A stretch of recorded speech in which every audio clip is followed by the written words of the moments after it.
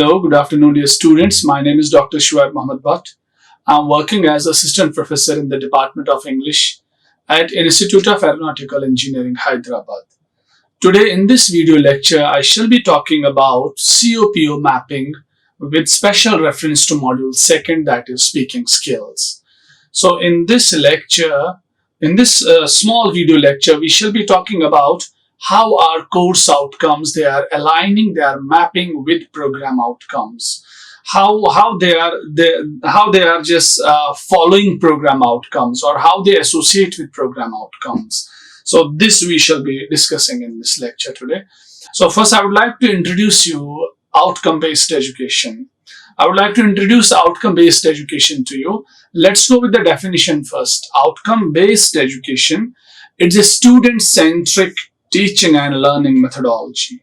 So it's not teacher-centric or teacher-oriented learning methodology. Rather, it is student-centric teaching and learning methodology. So it heavily focuses on students. It has its focus on students rather than teachers. So it is, as I said, it is student-centric teaching and learning methodology.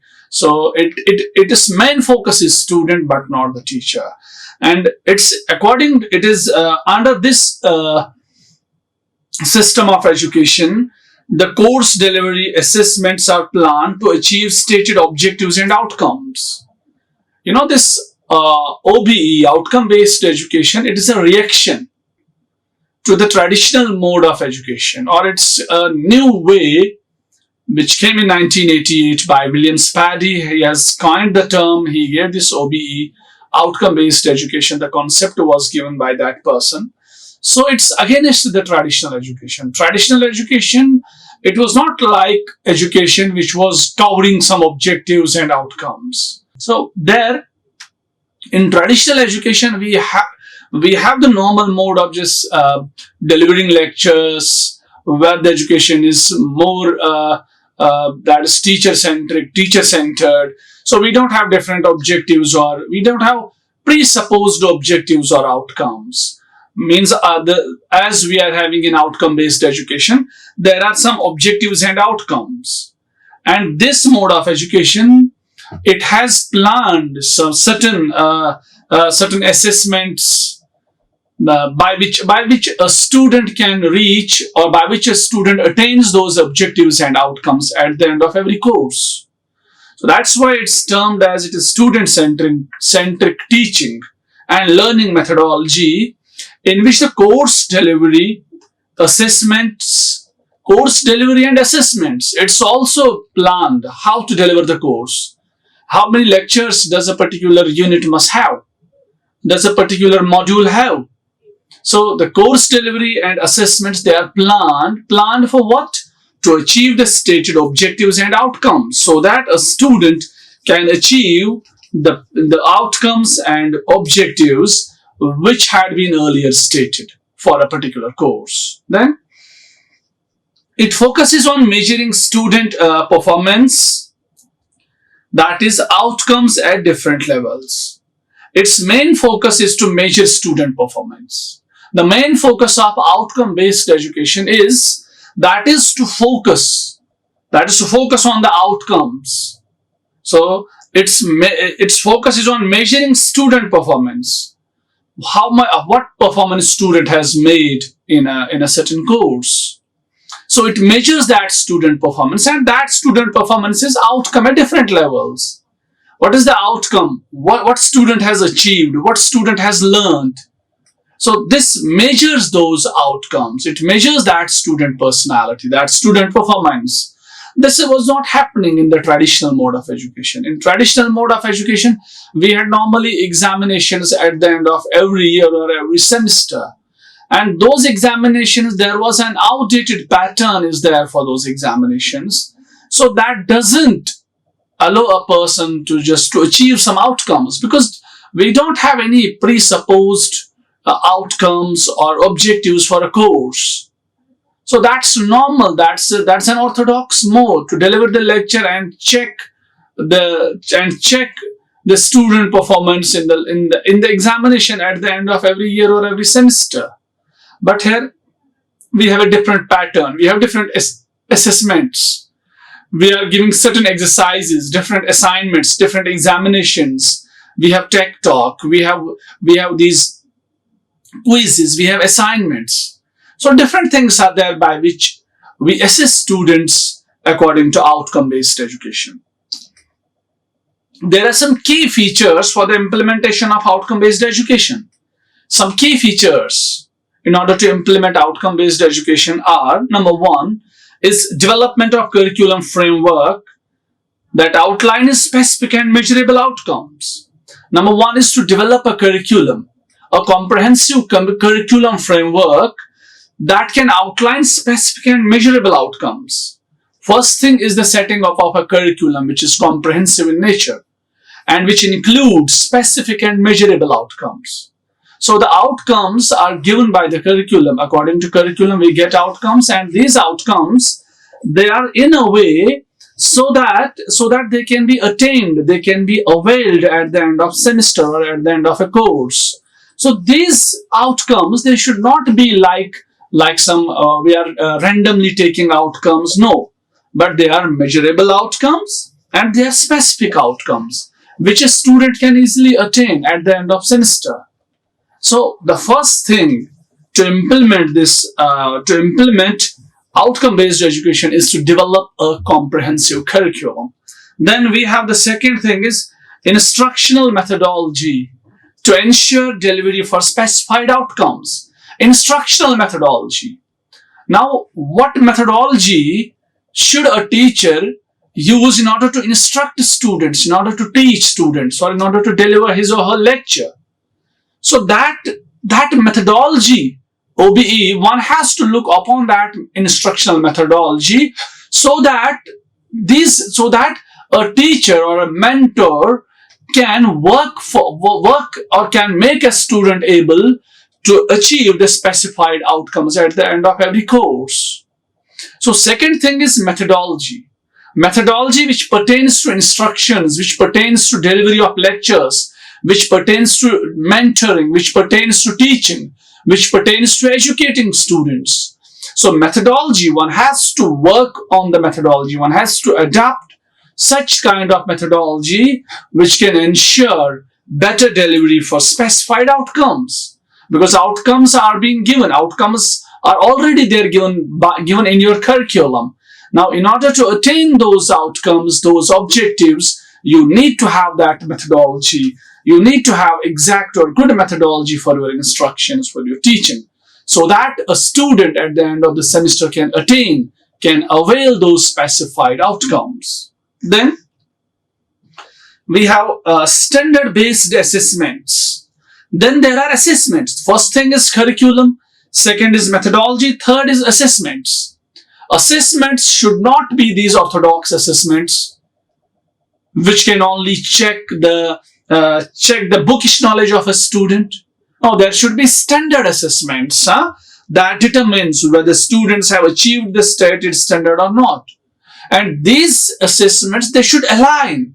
They should ensure you, by having these assessments in your curriculum for your course, for a program, so they should ensure you, yes, by these assignments, you are going to check whether the student has achieved the stated standard, the stated objectives or not.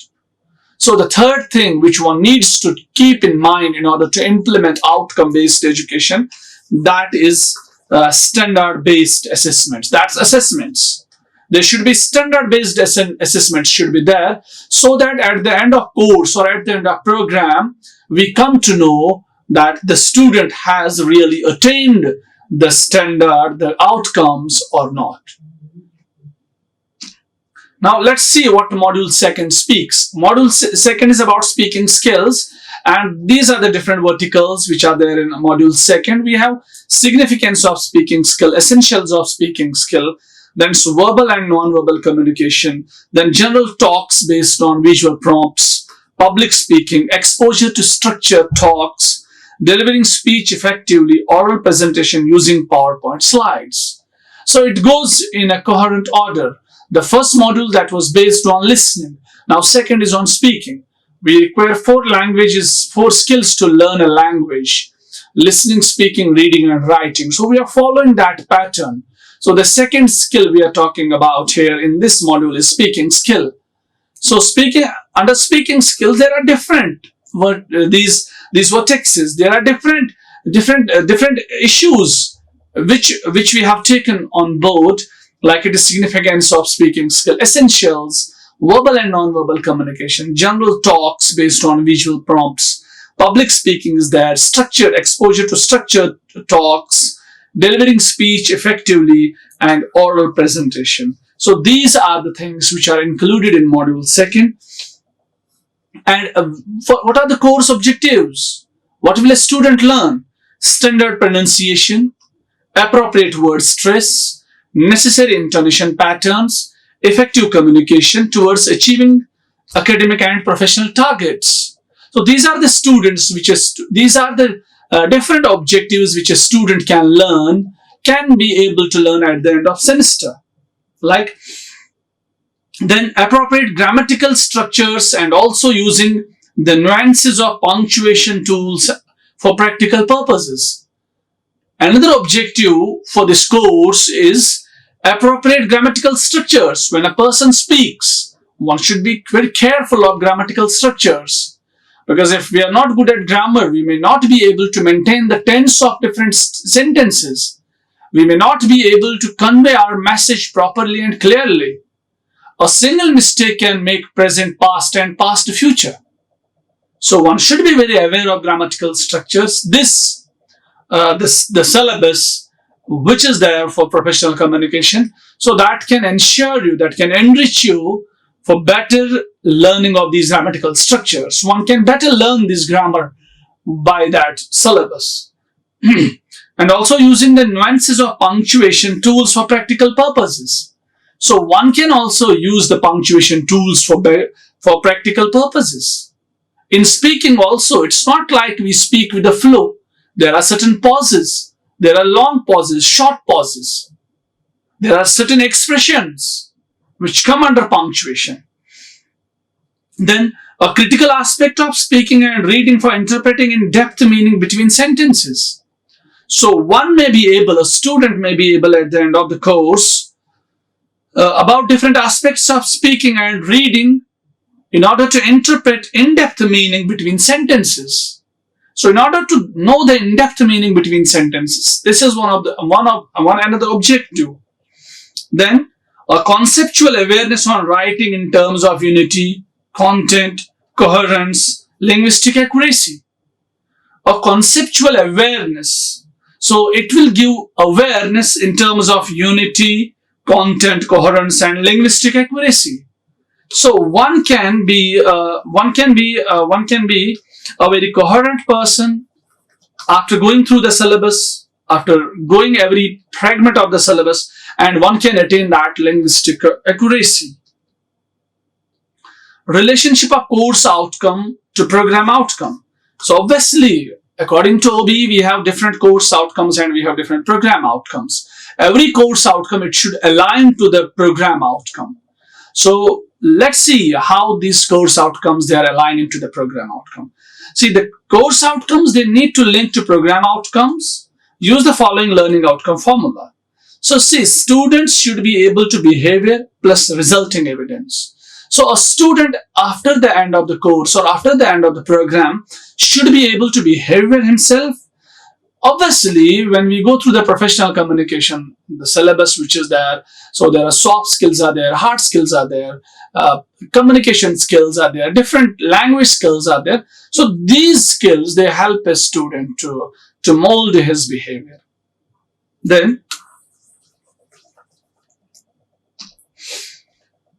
after successful completion of course, students will be able to what? Number one, CO2 is associated with it.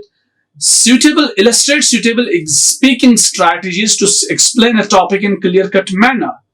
A student will be able to can illustrate suitable speaking strategies to explain a topic in a clear-cut manner. A student can employ different speaking strategies in order to speak upon a topic in a clear-cut manner. Next, Choose accurate language for developing life skills to overcome the problem on professional platform. A student, after going through the course, will be able to choose accurate language in order to develop his life skills, in order to overcome problems on professional platforms. So a student can learn these things at the end of the course. Then this is COPO mapping. Then there are program outcomes which are associated with PO10. So this you need to go through clearly so that you can get to know how program outcome works and what is the program outcome. If you just check it, see, communicate effectively on complex engineering activities with the engineering community and with society at large, such as being able to comprehend and write reports. So the program outcome is this. After the end of the program, a student, an engineering student, should be able to talk effectively in the engineering circle for engineering activities. An engineering student should be able to comprehend and write effective reports. So these are the program outcomes. See, students should demonstrate the ability to communicate effectively in writing orally. Like clarity should be there in writing, grammar should be clear, writing should be clear, speaking style should be good, and subject matter should be also good. These are the program outcomes. Now, if you check the things which I showed you in the previous slide, they're aligning with the program outcomes. Your program, it wants you to be a person who can smartly, boldly talk in the engineering circle, talk with the engineering community. This your program demands from you. So the syllabus has been designed in such a way, it makes a person to talk, to comprehend the engineering community so that one can talk boldly, one can talk with confidence, one can write clearly, one can read clearly. Then we have the justification of COs with POs. Then there is CO, PO and PSO mapping. Then the total count of key competencies for CO, PO, PSO mapping. Then it's percentage of key competencies for CO, PO and PSO. Course articulation matrix is given. Course articulation matrix, it's mapped here. Then there are some benefits of OBE. So if we look upon the OBE, it brings clarity. It has brought clarity to many concepts. So there is nothing which is ambiguous. There is nothing which a student does not know about his or her course. So everything is pre-planned. Everything is every student is well aware about his or her course, about his or her program. And it is flexible. Flexible, like with a clear sense of what needs to be accomplished, instructors will be able to structure their lessons around the students' needs. With a clear sense, what the market demands, what the society demands. So that only has been included in the syllabus. In that sense, it is flexible. There is no rigidity. There is no like anything which is outdated, which is out of context. It's flexible. It's according to the interests of the student and according to the interests of the contemporary world. And comparison. OBE can be compared across the individual, class, batch, program and institute levels. It can be compared to any level. Then involvement. Students are expected to do their own learning. Increased student involvement allows them to feel responsible for their own learning. Yeah, this is one more thing with OBE. OBE has made learners more responsible for their courses. Because there is a certain portion of syllabus which learners are preparing by themselves. And there are different assessments, assignments which we are giving to students which they have to do by their own. So by doing this, we make students responsible for their learning. And they become responsible and they are playing the roles of responsible people.